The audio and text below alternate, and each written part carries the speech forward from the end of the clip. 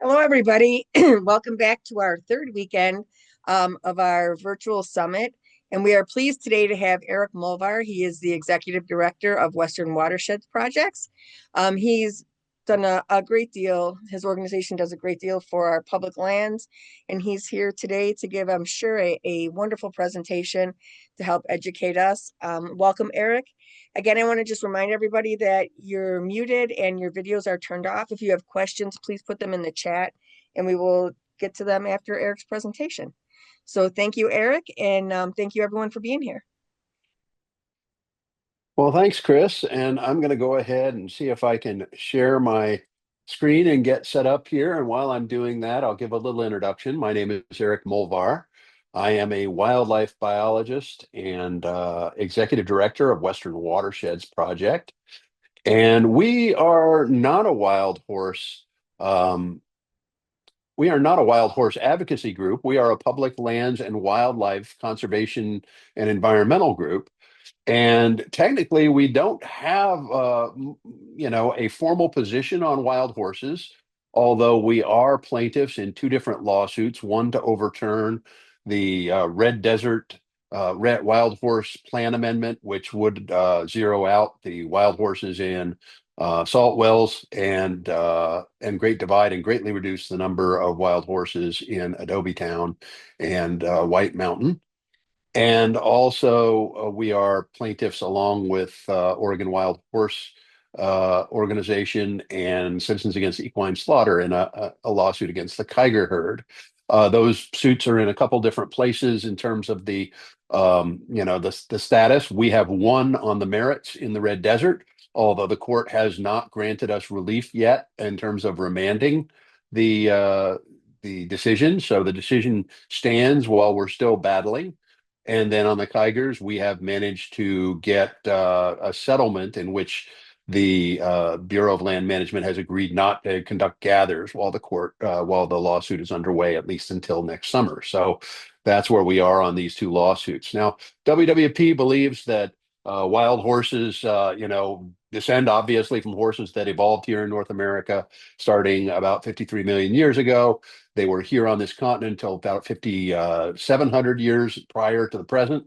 Then, according to the archaeologists, they disappeared, or according to some members of indigenous communities, they might have been here all along. And then, certainly, when Columbus arrived in the late 1400s, he brought horses with him, and then the Spanish conquistadors brought them to North America, and those either created or augmented the populations that are there today. And we are here to truth squad the misinformation that's brought forward mainly by the livestock industry and to try and set the record straight. So that's our position on the wild horse issue. And today we're going to talk about problems and solutions for wild horses. There are plenty of both. These are the opinions of a non-wild horse advocate.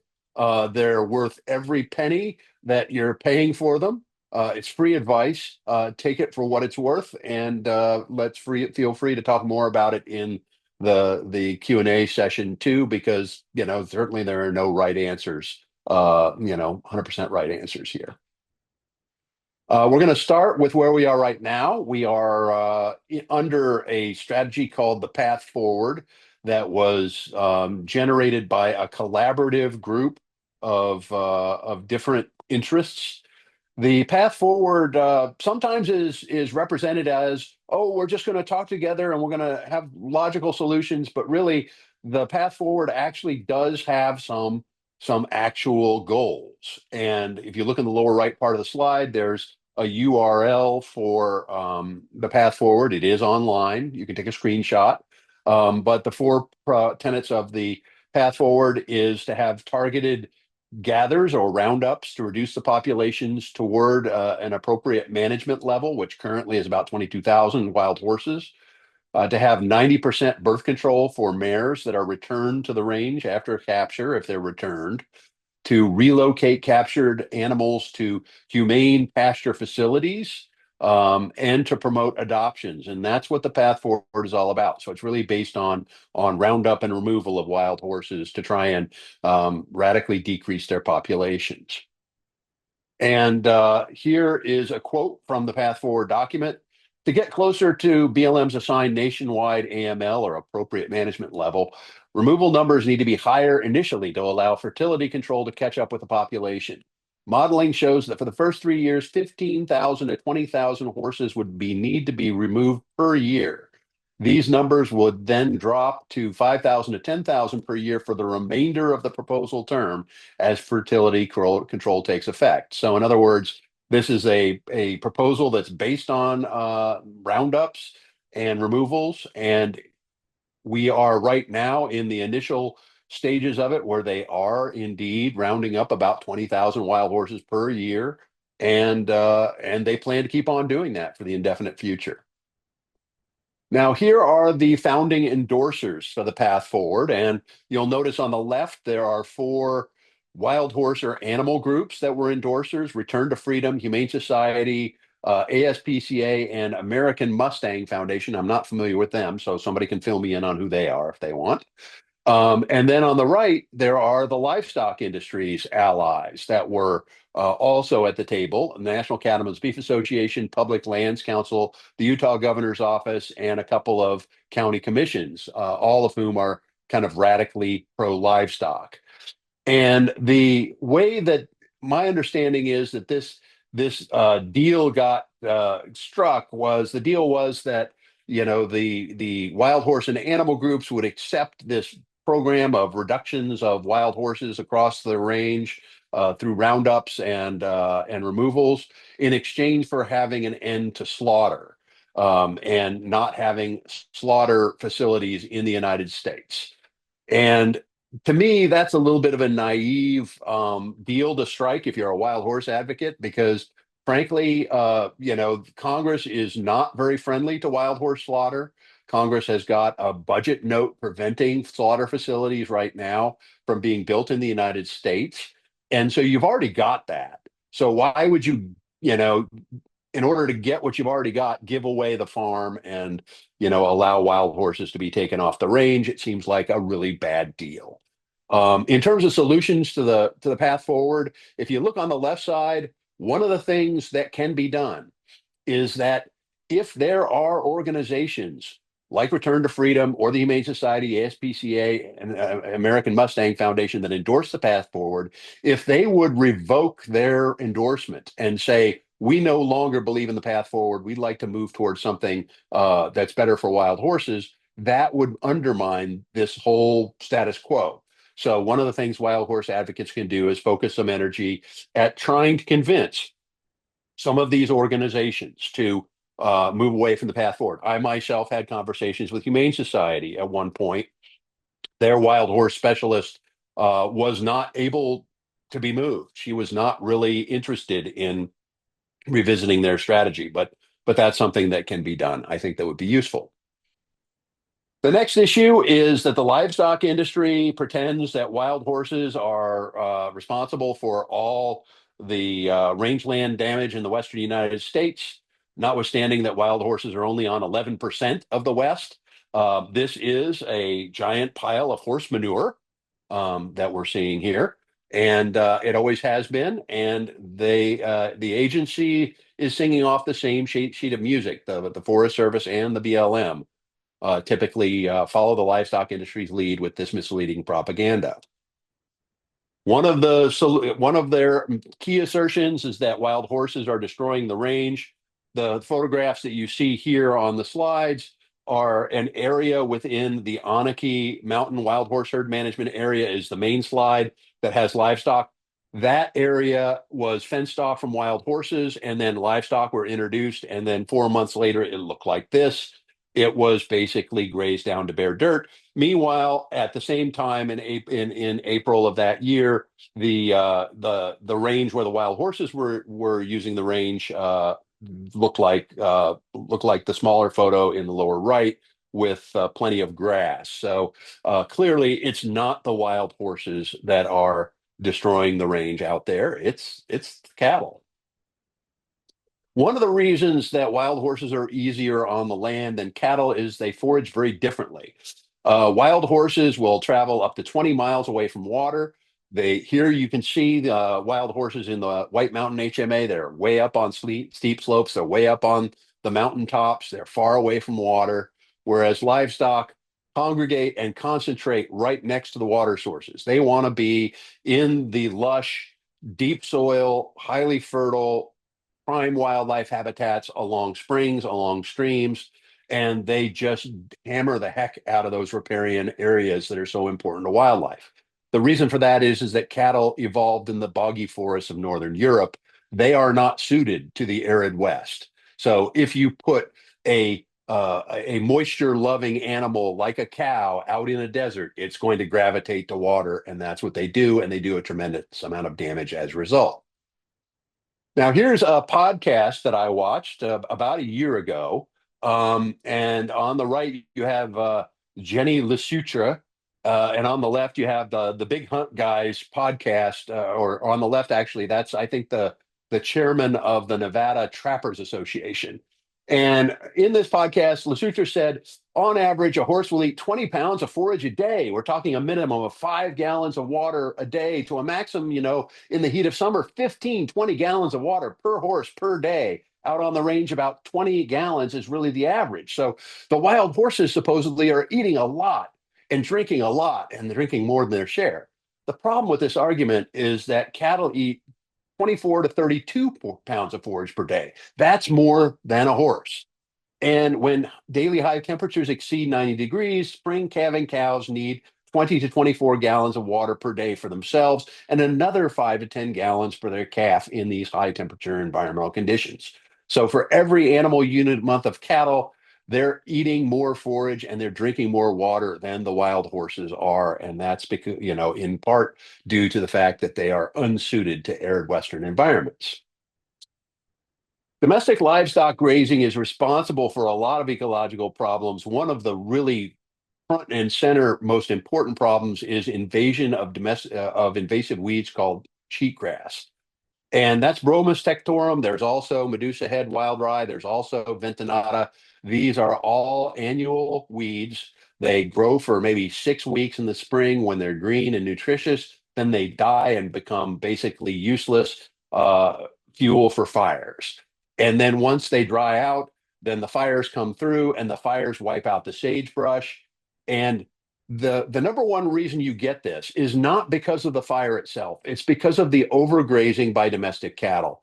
And what the cattle do is they wipe out the perennial native bunch grasses that are nature's best defense against cheatgrass. If you have healthy native bunch grasses, you won't get cheatgrass invasion. And even when these bunch grasses burn, they will resprout and they will fight off the cheatgrass. But if you wipe out the bunch grasses and create a disturbed environment and you graze things down to bare dirt, you will get the cheatgrass invading. And then once it gets a foothold, then it fuels rapid return of fire that does take out the sagebrush, that does create a monoculture of this cheatgrass, which means that, even for the cattle producers, there's only good grass out there for a brief period in the spring, and then things dry out and there's nothing to eat for anybody. And it's bad for the native wildlife as well. So this is a huge problem. Now, one of the things that Western Watersheds Project did is we did a GIS-based analysis of what is the extent of cheatgrass invasion and how does it relate to wild horse herd management areas. So are wild horses really correlated with high cheatgrass concentration because the livestock industry says, oh, they're overpopulated, they're overgrazing. So you would expect maybe that there ought to be cheatgrass where wild horse herd management areas occur. What we found, and I'm sorry that these numbers are so small, but the only category where there was more cheatgrass inside herd management areas than outside was 2% or less cheatgrass cover. So the cheatgrass cover that has the least amount of cheatgrass is found more often inside wild horse herd management areas. For every other category of cheatgrass between 2% and 50%, there is more cheatgrass outside herd management areas than inside. And there's about an equal percentage, 1% of the land cover inside herd management areas is 50% to 100% cheatgrass, 1% outside, so no difference there. So you can't say that wild horses necessarily are preventing cheatgrass, but what you can say is they're certainly not causing it. And what you can also say is that the areas where cheatgrass are radically expanding are areas that don't have wild horses. So the culprit is absolutely something else, and that is cattle and sheep. Another livestock industry propaganda tool is to say that the wild horses are starving, and so in order to be humane, we're going to have to take them off the range, or they're going to die out there of starvation, or we're going to have to euthanize them. We're going to have to put a bullet to their head if we don't, because we have so many of them.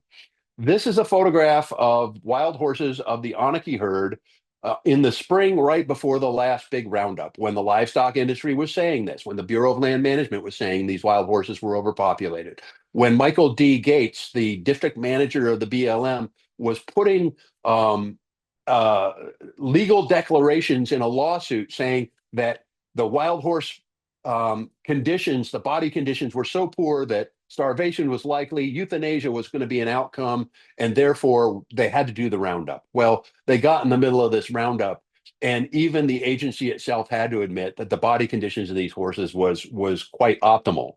So it was all a bunch of nonsense in order to justify a roundup that didn't need to happen. Another up and coming propaganda tool the livestock industry likes to point to is that the idea that wild horses have large impacts on sage grouse. There have been a couple of studies, one by Peter Coates and others in Nevada and parts of California, one by Jeff Beck and others in Wyoming, where they looked at wild horse populations and how far above the appropriate management level the wild horse populations were, and how that correlated with sage grouse. And they argued that the sage grouse were declining in these areas, and therefore wild horses were at fault for depressing sage grouse populations. There is one really key problem with these studies. They did not consider the impacts of domestic cattle and sheep. And those domestic cattle and sheep impacts are a lot bigger than the wild horse impacts, and they are intertwined with the grazing impacts of wild horses.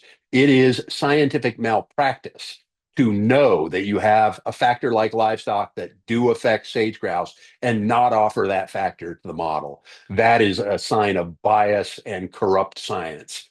And this kind of pseudoscience is getting more and more prevalent. Just like there's fake news in the journalism space, there's starting to be this pseudoscience in the scientific space where you get the livestock industry funding studies to try and get the answers that they want to see.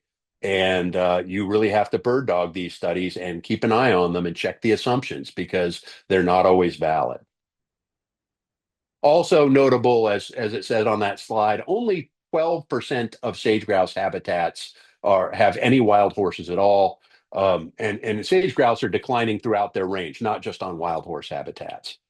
Here's a little quote from a Wyoming Public Radio webinar that I was on.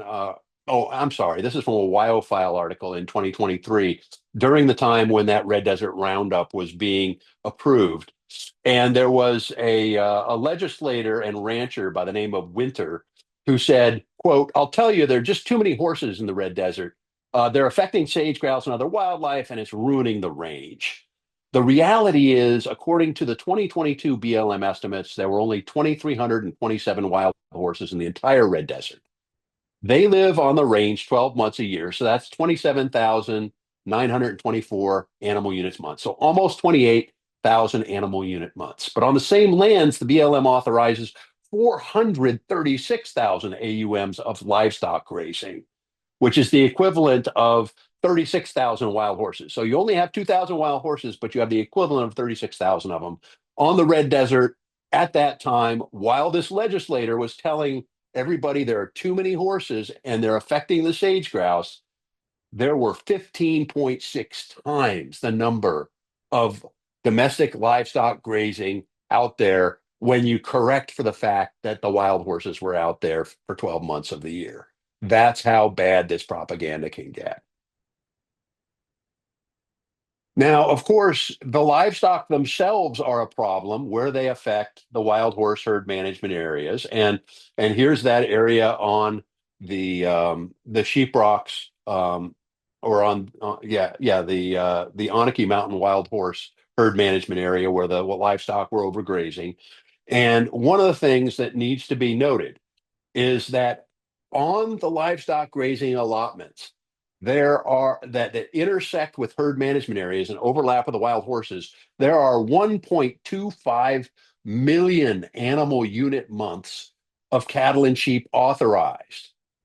There are the That's the equivalent of 104,610 wild horses grazing 12 months out of the year on herd management areas designated for wild horses, the equivalent of 104,610 wild horses grazing year round worth of cattle and sheep versus an appropriate management level for wild horses on the same HMA is capped at 22,637. So the Bureau of Land Management is actively managing for about 5 times the domestic livestock on the herd management areas that they're supposed to be managing for the benefit of wild horses. So, what are the solutions? How do we get rid of this livestock grazing pressure that's competing with wild horses and degrading the ecological conditions? Well, there's a couple different items. Certainly, the Voluntary Grazing Permit uh, Retirement Act, or VGIPRA, the catchy logo or the catchy acronym, would allow that any grazing allotment anywhere in the United States that's bought out for conservation purposes would be closed permanently. That could be applied inside wild horse herd management areas, and it could also be applied outside. And basically, what it does is it allows any grazing allotment that gets bought for conservation purposes to be guaranteed not to ever have cattle and sheep in the future, which is a good deal. And that makes it worthwhile for people to buy out those grazing allotments and then retire them. And by the way, you're buying them from willing sellers, so it's not like you're pushing the livestock industry out. The other item is from the Code of Federal Regulations. It's 43 CFR 4710.5. And that one says, if necessary to provide habitat for wild horses or burros, to implement herd management actions, or to protect wild horses or burros, to implement herd management actions, or to protect wild horses or burros from disease, harassment, or injury, the authorized officer may close appropriate areas of the public lands to grazing use by all or a particular kind of livestock. Closure may be temporary or permanent. So if the range is in poor shape, the Code of Federal Regulations say they can take the livestock off and take the pressure off the land. We don't see the agency do that, but they have the legal authority to do it. And all it takes is Bureau of Land Management and Forest Service range managers that have a little backbone and are willing to stand up to the livestock industry and say, hey, these are lands that were set up for wild horses. Let's back the cattle off if there's a shortage of forage. Another problem that's out there is the fact that appropriate management levels that are set by the agency are often inappropriate. And under the Wild Horse and Burro Act, they're supposed to be set at levels that meet a thriving natural ecological balance. And this is a quote from a legal precedent called Dahl v. Clark from Nevada in 1984. Quote, the test as to appropriate wild horse population levels is whether such levels will achieve and maintain a thriving ecological balance on the public lands. That's the test. How are these appropriate management levels actually calculated? Well, I had a person that was a wild horse liaison in the San Wash Basin give a presentation, who said, oh, well, in the San Wash Basin, the BLM asked the ranchers how many wild horses are out there, and the ranchers tell them how to set the appropriate management level at. Um, because there's nobody who knows better how many wild horses ought to be out on the range. That's A, ridiculous, and B, a flaming conflict of interest, because these ranchers are trying to restrict the number of wild horses in order to make that as small as possible.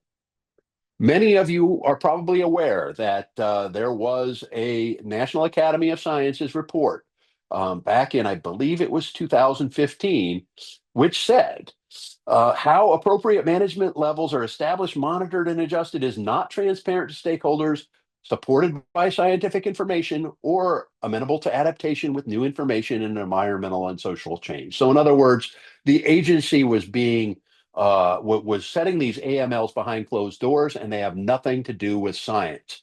That's a real problem. The solution is to force these agencies to do it according to the science. Now, the lawsuit that I told you about, the Western Watersheds Project and American Wild Horse Conservation and AWI, Animal Welfare Institute, have won on the merits. We won on the merits because the judges agreed with us and said, "Hey, you set these appropriate management levels at zero without any link to creating a thriving natural ecological balance." And indeed, in that case, the Bureau of Land Management, during its environmental impact statement, said all the lands in this area are meeting the thriving natural ecological balance, even though the wild horse populations are many times above the wild horse AML. So also the Bureau of Land Management has a tendency to equate overpopulated to above AML. And so it sets these arbitrary appropriate management levels that have nothing to do with science and nothing to do with biological reality. And then whenever the wild horses get above this artificially set threshold, then all of a sudden they're overpopulated and we have to round them up. And it's sort of a circular logic that they're trying to sell. From a scientific perspective, overpopulated means above the carrying capacity. Appropriate management levels have nothing to do with the carrying capacity. And remember, the agency is authorizing 5 times as many livestock as wild horses on the wild horse areas. They could just take off the livestock. They have the authority. The excess animals are the animals that must be removed from an area in order to preserve and maintain the thriving natural ecological balance and multiple use relationship in that area under the Wild Free Ranging Horses and Burros Act. If the agency has not legitimately found that there's a problem with thriving natural ecological balance, it does not have excess animals, regardless of where it's set the appropriate management level. So that's a legal point that wild horse advocates should be keeping in track of. Another issue for these wild horse herd management areas increasingly is that appropriate management levels are often set below the minimum viable population required for the long-term persistence of the herds. This is a huge major problem in the West, especially in areas where herd management areas are isolated from each other. If one herd management area is next to a herd management area that also has wild horses, then those wild horses can have some genetic exchange, and you're probably looking at the combined number of those two populations to get to what the minimum viable population is. But many of these wild horse herd management areas are completely isolated. Places like the McCullough Peaks in the Bighorn Basin. If the Bureau of Land Management is successful in wiping out the wild horses in the Great Divide and the Salt Wells herd, then Adobe Town will become isolated. So if you have an isolated unit, then you don't have any way to bring in new genetic information to that herd. Then you have to really look hard at whether they're maintaining the minimum viable population with their AMLs. So I was able to take a look at appropriate management levels, or not appropriate management levels, but minimum viable population sizes for wild horses. And I looked at a study by Singer and others from the Pryor Mountains. They calculated the effective number for wild horses in order to calculate a minimum viable population. And this is important because minimum viable population says that you have to have an effective number of 100 animals. And that assumes an equal sex ratio between the males and the females that participate in breeding. If you have an uneven sex ratio, if you have one stallion breeding many mares, that skews the sex ratio because then that one stallion is overrepresented with his genetics for that generation, and the mares are underrepresented, and certainly the other stallions aren't represented at all. So then in that case, you need a larger effective population, or N sub E, to get there. For wild horses, when you run the Pryor Mountain calculation through the requirement that you need an effective population size of 100 breeders. You have to have 278 total horses in order to get an effective population of 100 breeders, factoring in the fact that they're have an uneven sex ratio in order to have a genetically minimum viable population. That is the lowest threshold. If you want to have an ecologically viable population, then you need 1,000 effective breeders. That's a much bigger threshold. We're just looking at the genetic number, which is the most conservative, smallest number that you need to target. So if your appropriate management level is going to drop those horses below 278 total animals, you are likely to get inbreeding. That'll mean inbreeding depression and lower foaling rates. That'll mean increases in genetically problematic kinds of inbreeding related dysfunctions like clubfoot, like blindness, like there are other kinds of genetic problems that can crop up. Interestingly, there was a researcher at Texas A&M named Gus Cothran who did a minimum viable population um, analysis a number of years ago. That population analysis said you only need 150 wild horses to get genetic MVP. That was before this new increase to an effective number of 100 became the scientific standard. So folks should bear in mind that that Cawthron recommendation is a little bit dated and obsolete. And I have gone back to wild horse advocates and asked the question, was he using the old 50 N sub E equals 50 number? And I've been assured that yes, indeed, Gus Cothran used the old number, which was dated from the 1980s, I think. But that got superseded in 2014. So then, if you look at the whole West, we've got 22,000 and odd change wild horses as the current appropriate management level. What is the real ecological carrying capacity for wild horses? Well, nobody has ever done a scientific study to estimate that, but there is a review article that was done by Beaver and Aldridge in 2011. It was focused on the impacts of wild horses on sage grouse, where they looked at the historical record and found that free roaming horses spreading across the Intermountain West, had populations that peaked between 2 million and 7 million animals in the late 1700s to early 1800s. So, right about the time there was Lewis and Clark coming across the West, there were 2 to 7 million wild horses. Those 2 to 7 million wild horses were sharing the continent with 55 million bison, 10 million elk, 10 million mule deer, perhaps 40 million pronghorns, 16 million sage grouse, 380,000 wolves in just the Western United States alone, and 2 million on the whole continent. And this whole big faunal assemblage was was having an impact on the land such that the health of the vegetation was so much greater than anything we have seen today that the earlier explorers were crossing Nevada and saying the grasses are as tall as our horses' withers, their shoulders. I mean, that's the level of vegetation abundance that they had while they had 2 to 7 million wild horses. So the idea that, gee, wild horses are overpopulated when we have 50 or 70 or 90,000 wild horses in the West is a little bit of a joke when you look at the historic context of it. Another solution that I think is out there is to bring back the large native carnivores. And don't look too closely at this photograph if you're sensitive. This is a photograph from a trail cam that shows a mountain lion that has taken an adult wild horse.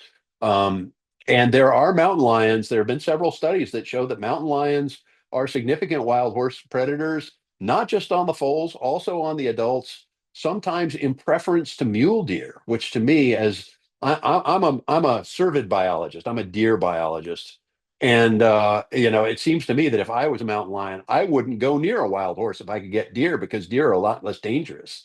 You don't want to get wounded if you're a large carnivore, but they have documented that in parts of Nevada there are mountain lion populations that are specializing in wild horses. They're going to be most effective in the wooded areas, in the steeper, rockier areas, because they're ambush predators. Out in the open basins, wolves are the natural coursing predators.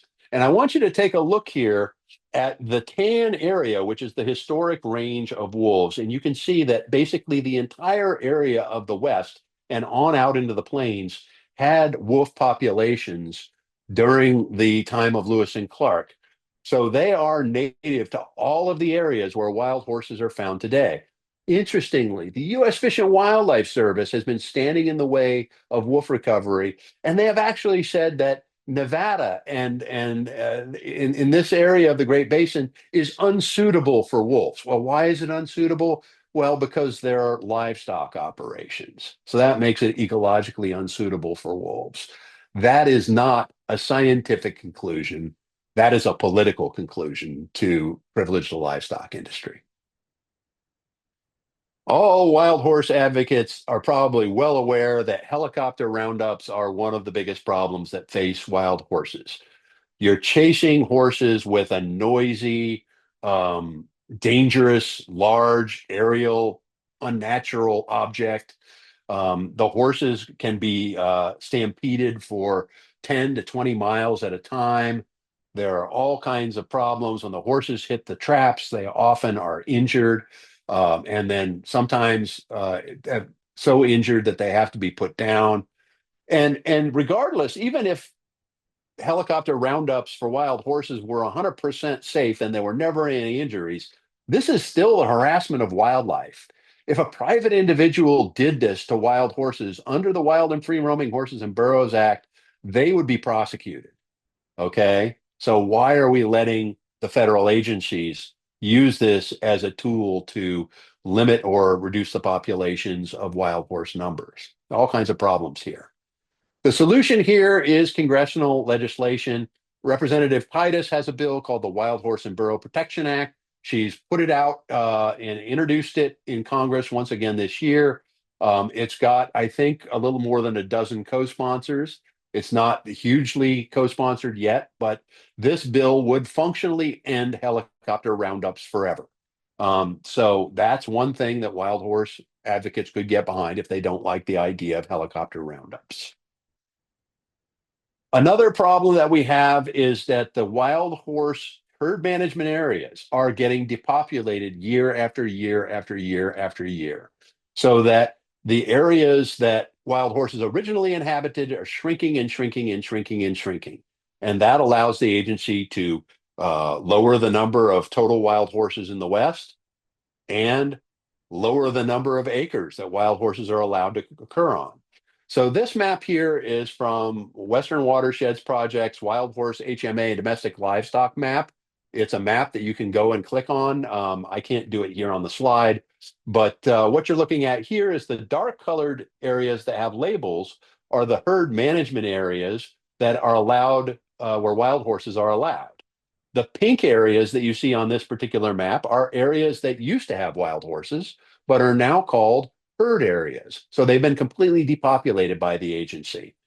And during the roundup or during the plan amendment for the Red Desert, which WWP, AWHC, AWI, and others are litigating, the agency not only wanted to limit the wild horses to these areas, they wanted to zero out Great Divide Basin and Salt Wells Creek. So make that area where wild horses are depopulated even that much smaller. This is a west-wide map. What you see here is on this map, the purple areas are the herd management areas. The pink areas have been depopulated of wild horses.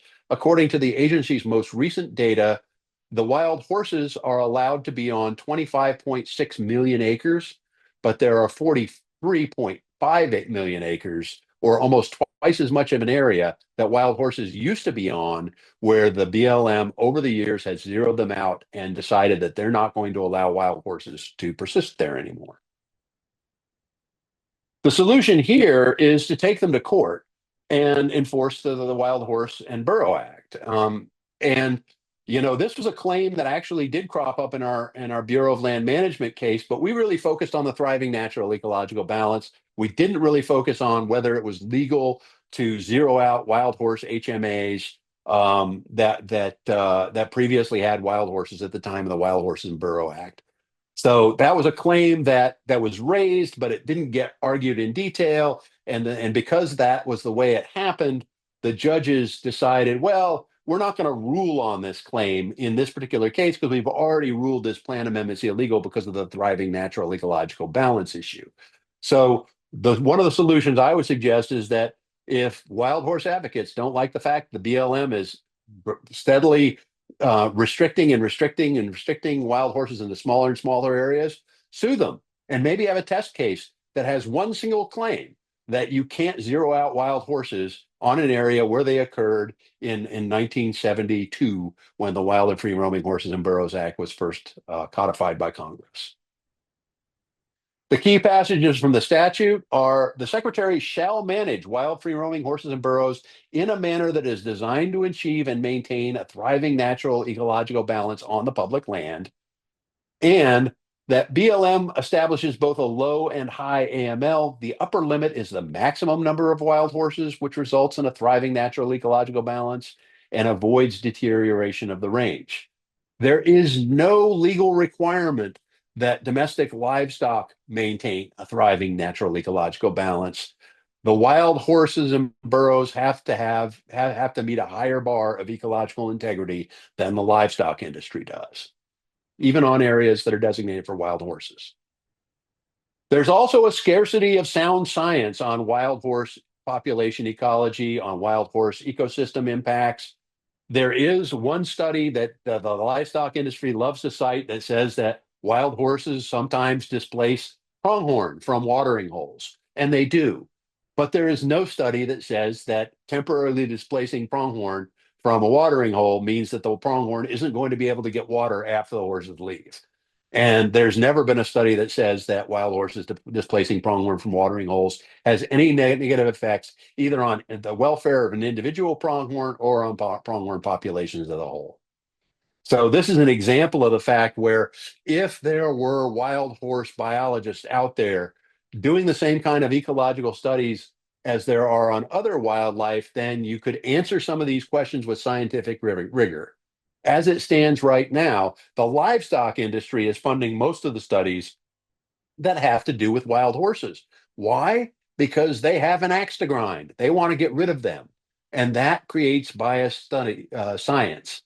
So the wild horse advocates might find ways to encourage institutions that are research institutions to do unbiased studies of wild horses and fill in all the blanks that there are in wild horse ecology.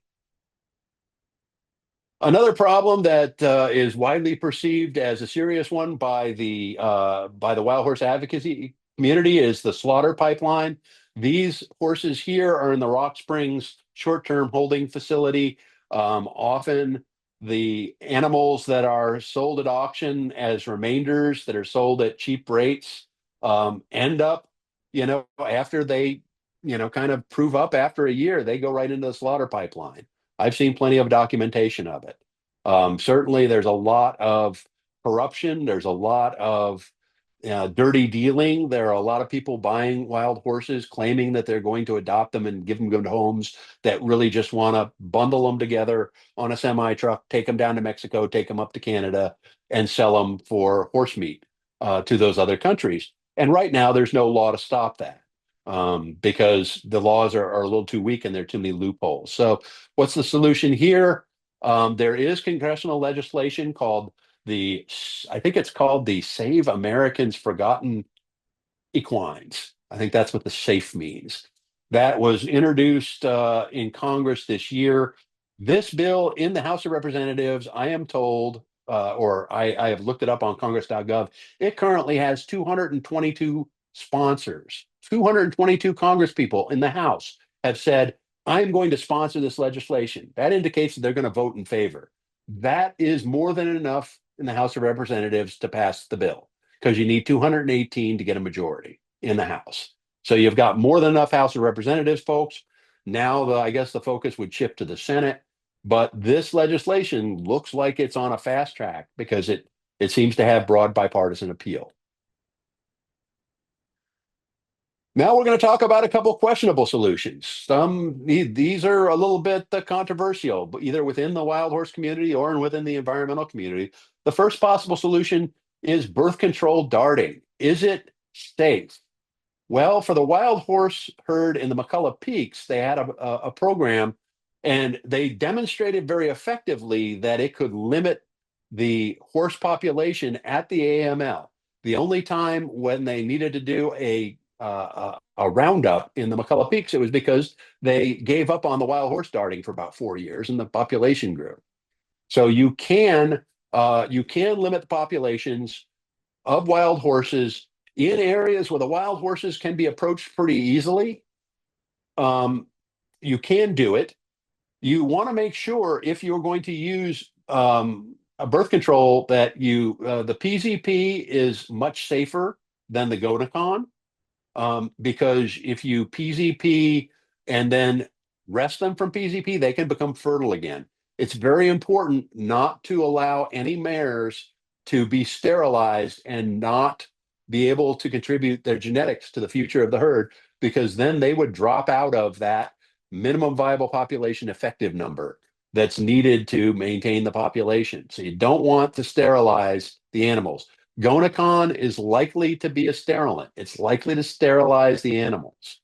And if you certainly, if you shoot a stallion with Gonacon, you're going to sterilize that stallion. So Gonacon is probably not a safe and effective or viable birth control method, although the agency wants to move toward it, probably because they want to move these horse populations down towards zero. But that's not responsible, and they shouldn't be allowed to do that. But legally, it's allowed. So this is a controversial thing. It is true that even with PZP, if you're using PZP and you PZP a single mare many years in a row or many cycles in a row, that can potentially sterilize that mare. So there are hazards there. It is true that if you use PZP, that you will change the date at which foals are born. And so instead of just having all the foals born in the spring when the grasses are ideal for milk production, you're having foals being born in the dead of winter, and that might not be ideal. So it's not a perfect solution. Could it be part of part of a overall package? I think for herds where the wild horses are pretty approachable, it's theoretically possible. For herds that are hard, that are skittish or hide out in the trees, probably not possible. And then there's this idea of wild horses for fuels reduction. And I would call this a counterproductive solution, because the studies that are out there for cattle show that you need to have about 80% forage removal in order to have a measurable, significant effect on flame length. If you remove 80% of the vegetation, you're going to kill off your native bunch grasses. You're going to encourage the invasion of cheatgrass, which is very flammable. And in the end, you're probably going to get more fire risk than you started out with. So I don't think this one is a viable idea. Although, if wild horses could be used just to graze down vegetation right around structures, and use that as a defensible space type of a plan, that might be a viable idea. And then one of the other problems that I want to highlight here is that current wild horse policy is fiscal insanity. If you think about the wild horses that are out there in these Western herd management areas, they're eating forage that the Bureau of Land Management is selling to the livestock industry for $1.35 per cow calf pair per month. $1.35 per cow calf per month is all that forage is worth. On private land, it's worth $25 a month, but the federal government is giving a screaming deal. Once you take those wild horses off of that public land, you put them in short-term holding. That horse is now going to cost the taxpayer $124 to $217 per month as of 6 years ago. It's probably more today. And once they go to long-term holding, they're now costing $70 per horse per month for the rest of their natural lives. So we're taking horses off of public lands that are being valued at $1 and change per horse per month, and moving them to places where they're costing the taxpayer $70 per horse per month. Well, why are we doing that?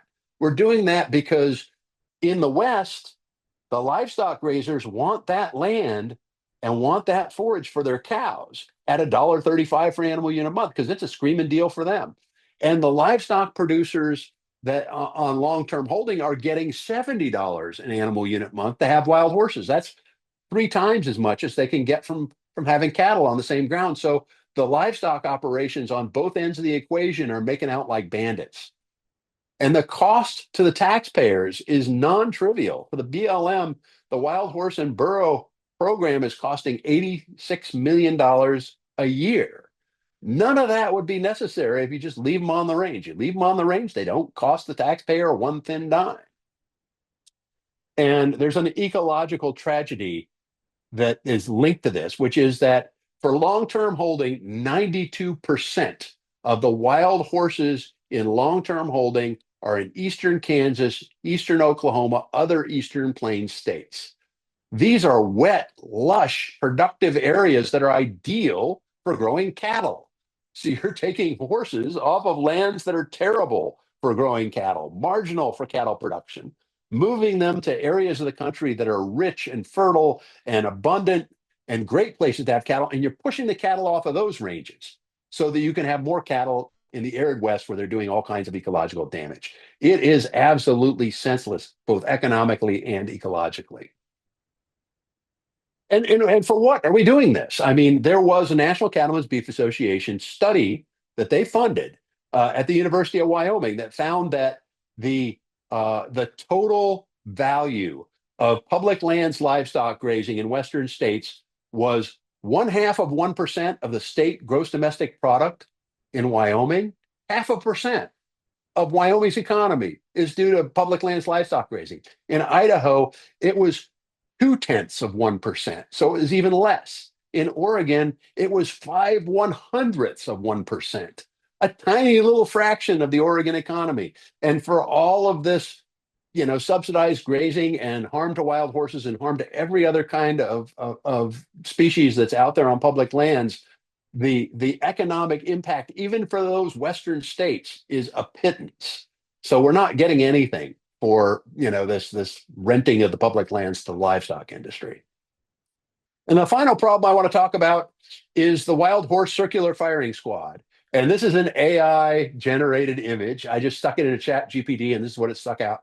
But it is true that oftentimes wild horse advocates spend a lot of time sniping at each other, criticizing each other, saying don't support them or they're not doing a good job. But we are forgetting who the actual opponents are. Know thy foe. Your real opponent are people like Karen Bud Fallon, who is an enemy of wild horses, who is basically running the Department of the Interior. Doug Burgum is the Interior Secretary. Karen Bud Fallon is the one who's really calling the shots. Ethan Lane of the National Cattlemen's Beef Association. And then on the right, if you guys aren't doing a public campaign to shame and boycott Boot Barn for their hell-bent anti-wild horse propaganda documentary, I don't know why not, because by God, you should be. And then finally, there's this new quote unquote organization called Western Justice, and they're doing propaganda videos too. They used to be Protect the Harvest. They changed their name. They're still the same old dirty anti-wild horse and now anti-wolf organization that's being funded by Forrest Lucas, and they're bad news themselves. So focus on the real opponents, the livestock industry, and the opponents of wild horses. If the wild horse advocates, man, the Cloud Foundation has 500,000 folks on their Facebook page. AWHC, 500,000. If you could all get together on one issue and just join forces when you agree and get behind the things where you can agree, then you'd be unstoppable. And this is a picture of a braided river in Alaska, and it's a good metaphor for how I'd recommend that the wild horse advocates approach the issue. You see the water as it goes down, it divides into different streams. Sometimes it's not in the same channel, but then it comes back together again, where gravity brings it back together. That's how the wild horse advocacy world could work, where Groups could disagree on certain individual issues, but then they come back together again on other issues in which they agree. I think that that's the winning strategy. So I want to leave it here and offer up some time for questions and discussion. Thank you, Eric. That was really fabulous, and especially the ending. I agree with you 100%. I don't know what the secret recipe is to get wild horse advocates to work together.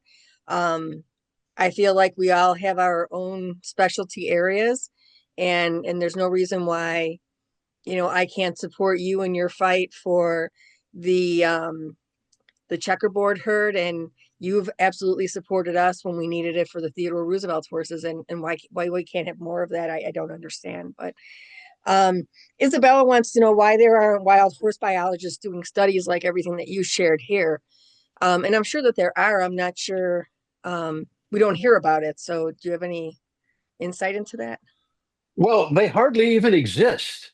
The only wild horse biologist I can think of is Erik Lundgren, and he's relatively recently minted PhD.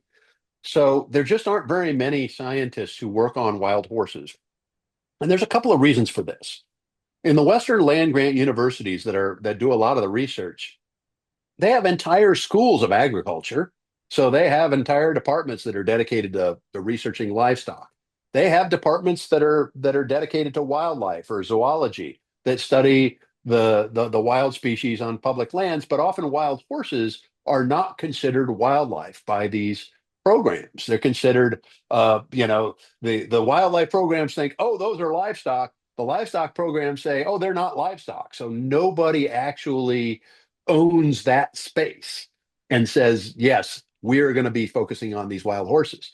That's why I think one of the things that's interesting is if you could fund a department of wild horse ecology or something like that, and you could have researchers that were dedicated to asking all the questions, you'd get some answers. But right now, wild horse science arises by hook and by crook, either funded by the livestock industry that wants to get rid of the wild horses, or occasionally by biologists who are just interested, like Joel Berger of Colorado State University, who did a book on wild horses in Nevada and their ecology.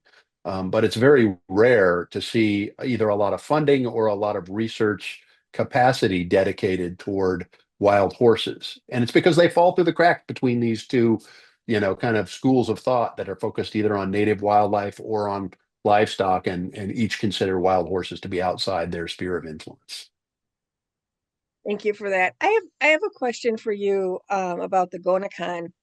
You know that the horses in Theodore Roosevelt National Park have been like overly treated with Gonacon. But I also pay attention to some things, and I'm wondering just from a biology standpoint if you have any thoughts on this. One is we had a mare, I believe that she's 6 years old, 5 or 6 years old last year. I think she had had 3 or 4 doses of Gonacon, and all of a sudden broke through and had her first foal last year. So we're starting to see things like that happen. I'm also wondering too if it's possible at some point during, if there's better points during a wild horse's pregnancy, where if they're treated with Gonacon, could it help build up a resistance for their foal? So just your thoughts on things like that. Like I think that there's still a lot we don't know about Gonacon. I think that that's part of the problem.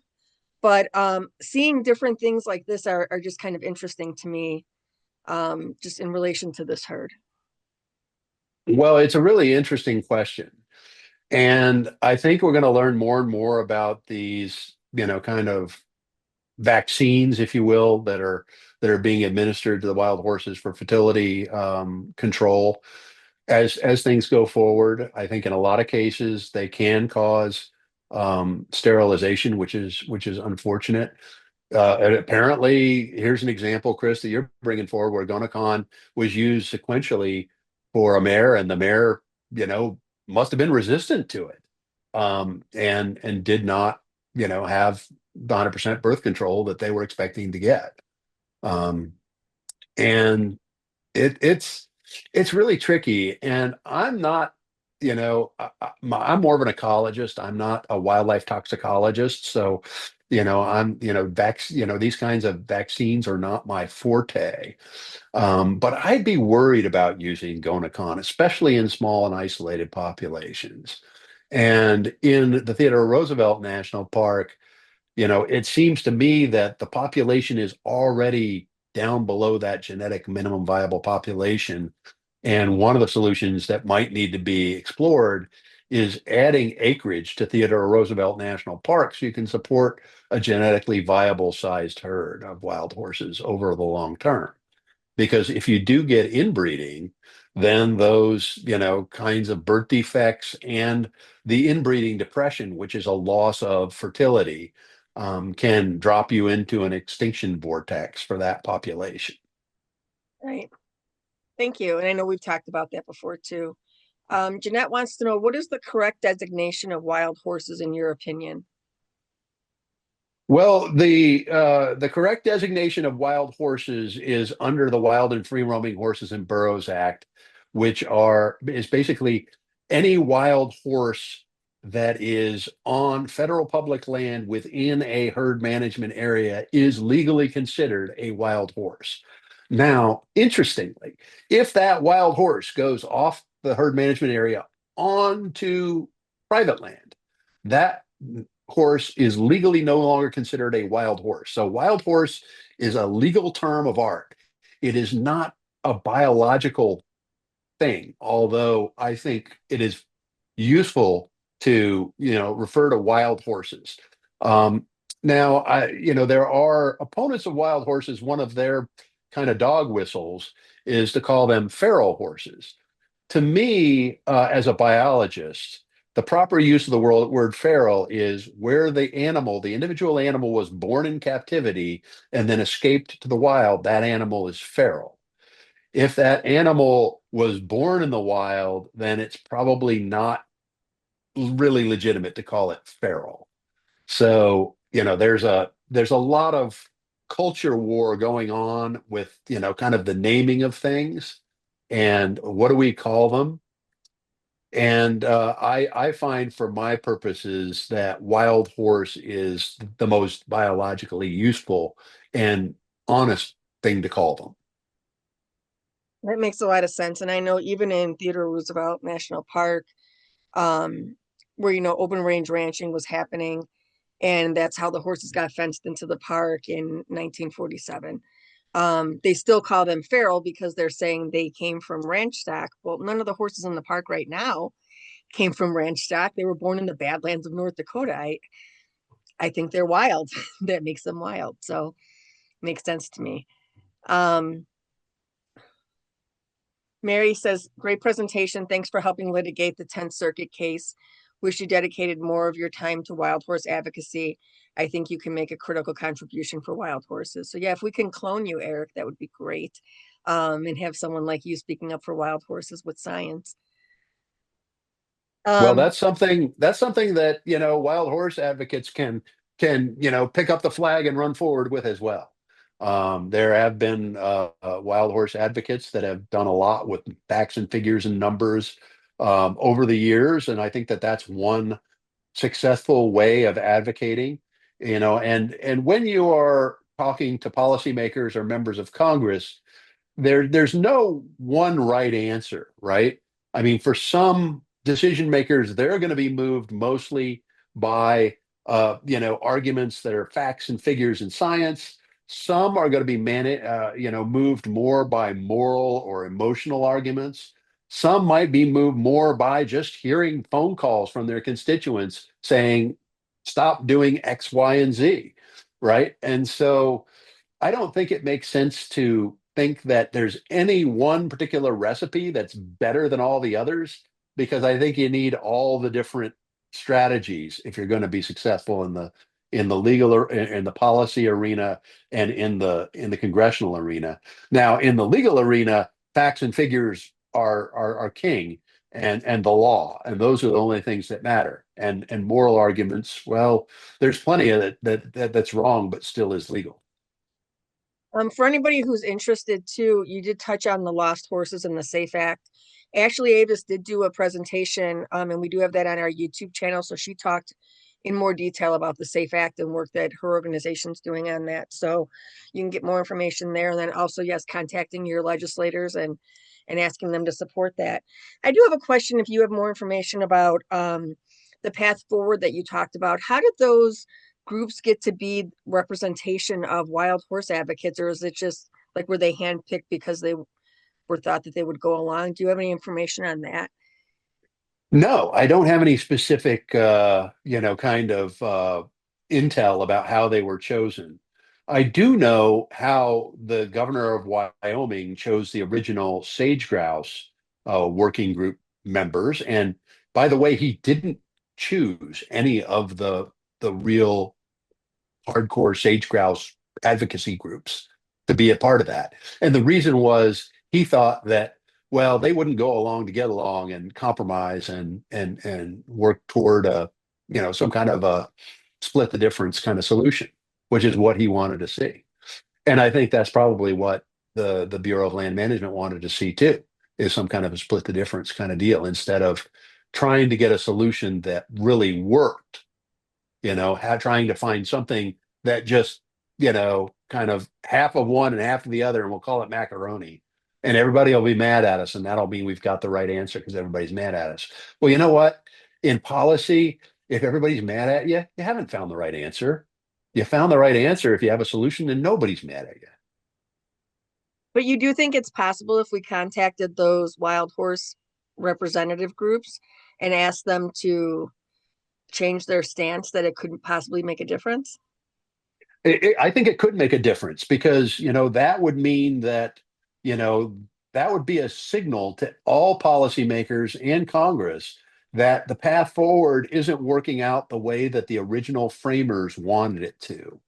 And one that I'll point out to right out of the gate is Return to Freedom, and I'm pointing them out because they brought their own lawsuit in the Tenth Circuit against the Red Desert Roundups, and the Red Desert Roundups were implementing in some ways the path forward.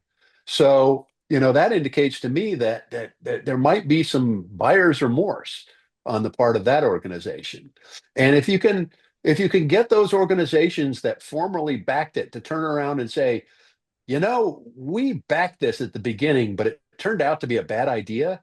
That's a powerful narrative.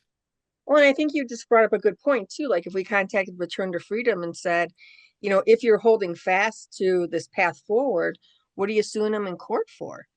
For the Red Desert? Why not just let the Roundup go? Because you need to get rid of 20,000 horses this year, right? I mean, it does seem like a contradictory, um, very contradictory. Ginger says she's talked to Celeste Carlisle of Return to Freedom, who helped write the Path Forward document, and she doubled down rather than retracting anything.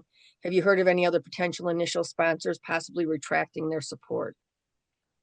I have not, and like I say, I have approached HSUS and didn't, well, now they're Humane World for Animals, but I didn't get anywhere on that, but it didn't stop me from trying. I'm always willing to give it the old college try. And, it could be that the person that was the problem back then is long gone for all I know. Personnel change, or maybe you try and talk to somebody different in the organization. Maybe if Celeste Carlisle wouldn't be moved, maybe Netta DeMaio would be moved for Return to Freedom. Who knows? But I think it's worth continuing to talk to those organizations. And, I mean, I understand, I've heard a lot of frustration from wild horse advocates that, organizations that backed the path forward were traitors to the cause of wild horses. And I understand that. And that makes a lot of sense to me. But at the same time, um, attacking them for that is not going to bring them around necessarily. And if you can bring them around, you can change the political landscape, and you can move a chess piece off the chessboard, and help clear the way for a more sensible wild horse policy in the future. So I think it's worth approaching these organizations in good faith with the idea that, let's just, kind of bring our perspectives, let's bring our best arguments and see if they might change their mind.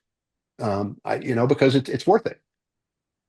Well, and I think that I just think that more than anything, we need to start thinking outside the box and stop doing the same things over and over again, right? And that to me is a very outside the box way. And if there were enough of us contacting them saying, hey, look, if this is where you're going to be, then we won't be supporting you, that may make a difference also. Jeanette wants to know, what is the latest count of wild horses left in the western states? Do you know that? I don't, but I can, in real time, if I can exit out of here and get on the internet, the answer is in the wild horse program data.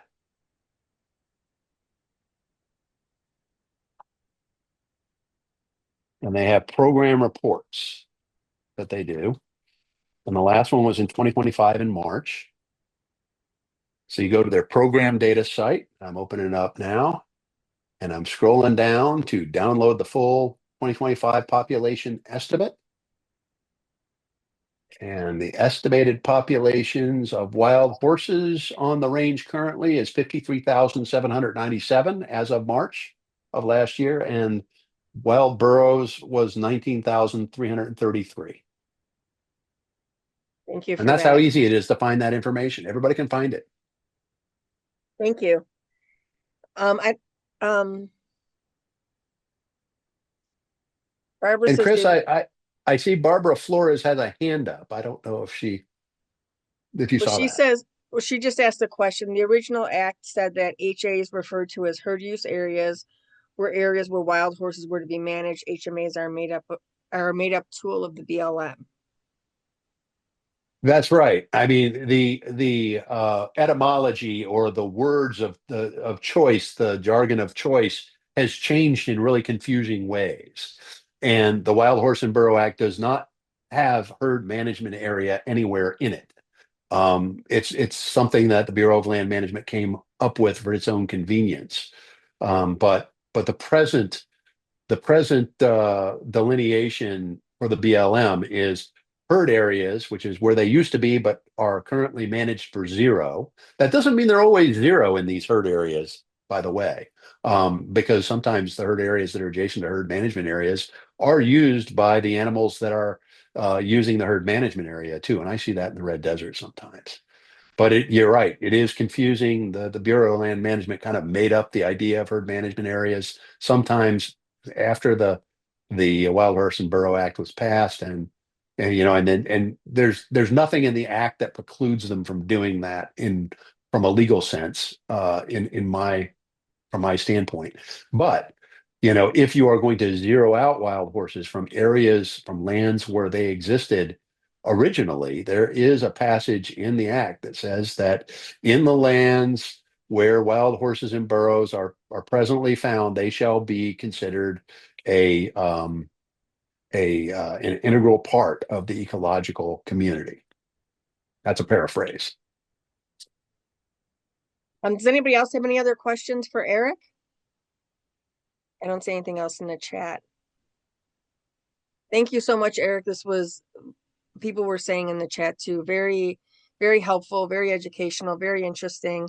We appreciate everything that you do for our public lands and for helping wild horses and burros when you can, and for doing things like this. So we appreciate it. And so people know we've got presentations going all weekend long, Saturday, Sunday, and again on Monday. So thank you, Erik, for being a part of this, and thank you all of you for being here. So thank you.